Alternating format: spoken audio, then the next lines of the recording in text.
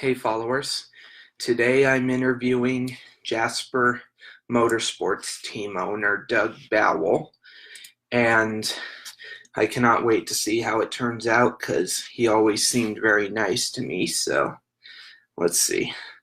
I'm going to call him right now very quick. Let's see.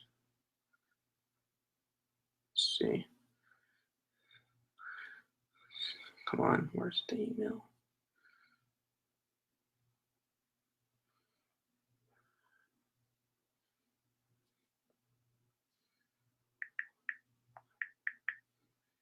Okay. Let's see. All right.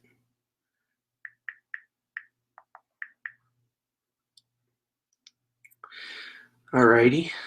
Now let's see. Thank you for calling Jasper Engines and Transmission. If you know your party's extension, press it at any time. Para ayuda en español, please hold while I transfer your call.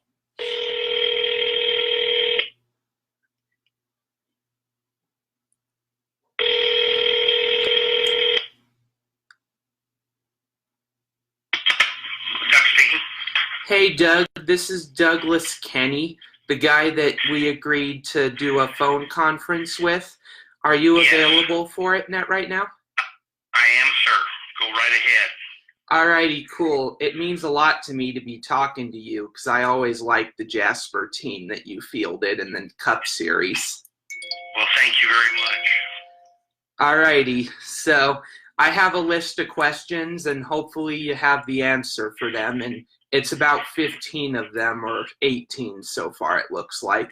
So my first question is, what made you get into motor racing? Well, to us, that was just a natural progression of what races and does well on Sunday sells well on Monday. And initially, for the first 2 years, we were a sponsor only and realized very quickly that if we were going to do this, we wanted to do it with our own powertrain. So in the early 80s, we began our own engine division. We were already doing the transmissions and differentials as well. Ooh, that's cool. Thank you. Yeah. So my next question after that is, what was owning a Cup Series team like in the 1990s? Well, it was extremely competitive. Back in the 90s, the sport to me was at an all-time high, and every weekend you'd have 47-plus teams show up trying to make the field, and only the top 43 would actually qualify and make the race. Quite different than what we have today. There were many racetracks that you literally could not ever get a seat to unless you were grandfather tickets, and they just didn't even have general admission tickets. The likes would be Bristol and Martinsville and Daytona and Talladega and places like that. So it was extremely competitive, and that made for a lot of fun, but that also made for a few gray hair. Nice. That's really cool. So yeah, I would have to agree with you on that. The top 43 drivers ever in existence making the race. Yep.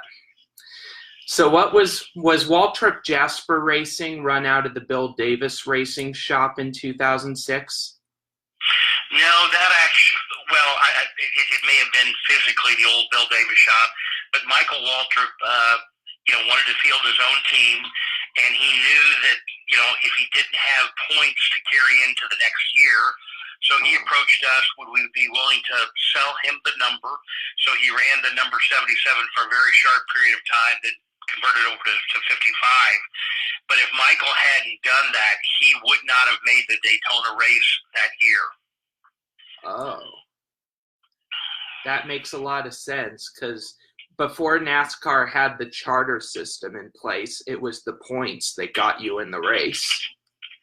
Correct. So, you had enough, that they carried, points over from the previous year, and, we were, I don't know, 18th or whatever points. So that allowed him that, if he didn't make it on qualifying or twin 125 speeds, he would make the race on points.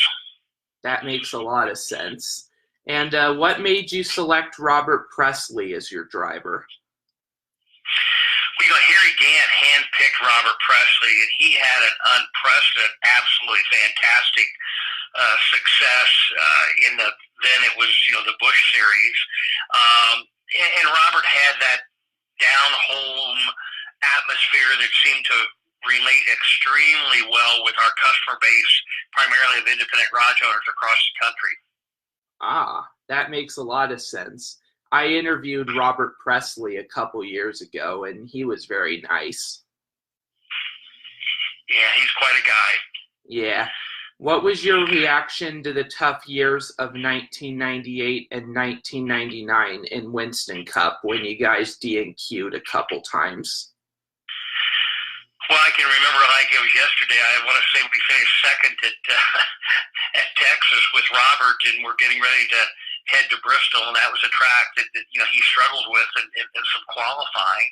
And when people say it was just a fluke that we finished second in that race, and well, I need to go back. Was that when Robert was driving for us? That was when Robert was, yeah. Yeah. So, that's what I'm saying. Those were the tough times. Now, you show up and you're pretty well guaranteed a starting spot. Yeah. That says a lot about the charter system. So, yes. Was hiring Ryan Pemberton influenced by your team's rough years those years? Absolutely. And Robert sort of kind of handpicked Ryan and really thought that he could take him to that next level, but, it really never happened. Ah, okay. So I can remember being in Michigan prior to the Chicago race and sharing with Robert that we're going to tell you up front, we're not going to renew your contract. Doesn't mean we may not come back to you and want to share another contract with you, but we're letting you know right now that, you're on the bubble.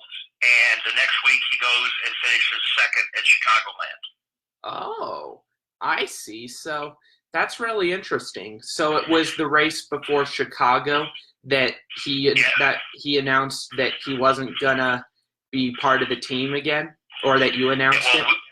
Yeah, we announced to him. We didn't announce it to the world, but we announced to Robert that, hey, we're just not continuing to make the games that we need to, and you might want to start looking because we're going to be looking. Okay, that makes sense. So what was your reaction when Robert finished second at Chicago? Why didn't we do this 6 months prior? I can imagine. Yeah, I mean, you hate to say that, but, do drivers become a little comfortable at times? And when they know that, they're on the bubble, that, they step it up a little bit. Yeah, and he also finished in the top 10 a lot frequently in the chase, if I remember right. Absolutely. So that's the comfort level in it. So exactly. So I guess that covers my next question already, which was originally what was the reason for Presley's departure, but I think you covered that already, so I'll move to the next one. What was the reason for bringing Dave Blaney aboard the team? Well, Dave, there again, he had an unprecedented career in the sprint car series, and we really, watched him when he was over at Bill Davis's team of some of the success that he had there, and we felt that we had a better powertrain system to offer him than what he had over Bill Davis. But I think what we learned after the fact, when you take a sprint car driver, and some people say, well, what about Tony Stewart? Well, Tony wasn't just a sprint car driver. I mean, he did the IRL series or the Indy series, whatever you want to refer to it as, and they have a hard time understanding it's a 500-mile race or it's a 400-mile race. And so they don't, respect their equipment enough to know that, okay, this next series is going to be a little tough. I'm just going to have to hang in there and bide my time, and we'll come and make adjustments so that the next, round before pits is going to be better. Ah, okay. That makes sense. What did Dave Blaney say after witnessing the tremendous duel between Ricky Craven and Kurt Busch? Oh, I can remember that like it was yesterday, going down the back stretch and watching it on the monitor and seeing those two start bumping, and I'm thinking, oh my gosh, we got a chance on this. They're going to take one another out. And if you remember correctly, when they went into turn 3, I mean, he was right on their bumper. And I think at that point in time, those two said, you know what, we better slow this thing down because we're going to take it out, and Dave's going to win the race. Oh. So that was probably your team's nearest miss in the Cup Series then? Yeah. I mean, it's Chicagoland. I mean, Robert pushed name escapes me, Kevin Harvick, into the turn, but Kevin, brake checked him a little bit and then got back on the gas quicker than Robert could, and he just rocket shipped off of turn 2 to come down the back stretch, and he had so many car lengths ahead of us, we just couldn't catch him. That makes sense. What was your reason for merging with Penske Racing?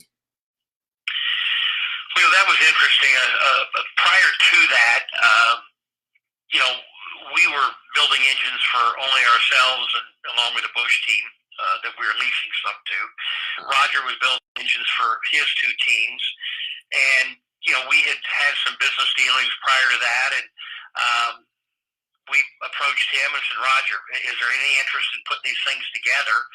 And so then he offered me the opportunity to serve as the operating manager of Penske Jasper Engines.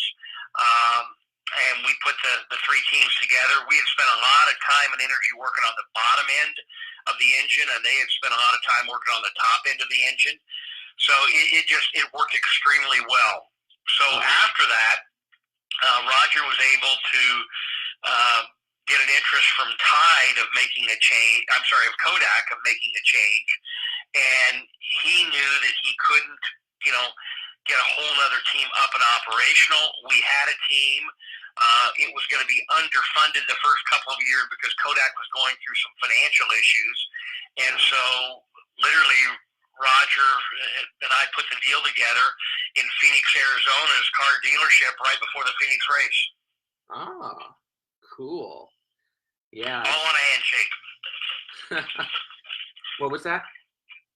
All on a handshake. Oh, all on a handshake. Yeah, that's kind of cool that we can still do handshake deals. That's really cool. When you merged, it took about 5 months to go through all the legal proceedings and get everything done. But that's the type of guy Roger Penske is. I mean, he's a man of his word, and he's just a super class act. Yeah, I have tremendous respect for him. He's a great team owner.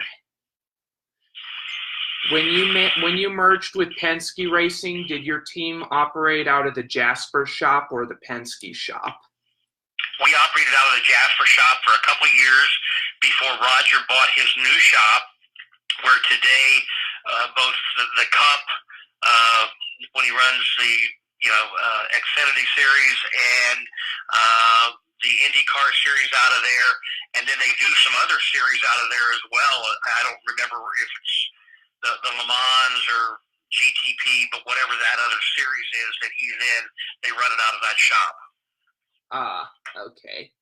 What was working with Brendan Gaughan like? Brendan was a character. Brendan came from the desert racing, and then from there he had a very successful career in the then Busch Series side. And he was fearless. He spoke both English and Spanish because of growing up in the hotel business, and did well with both sets of customers and walking on the shop floor here in Indiana and Missouri and talking to our people. And to this day, Brendan, Robert Presley, Dave Blaney, we still talk. We're all friends. Okay. And what was the reason you replaced him with Travis Kvapil? Well, that was a Roger Penske deal. Roger just didn't think that Brendan could win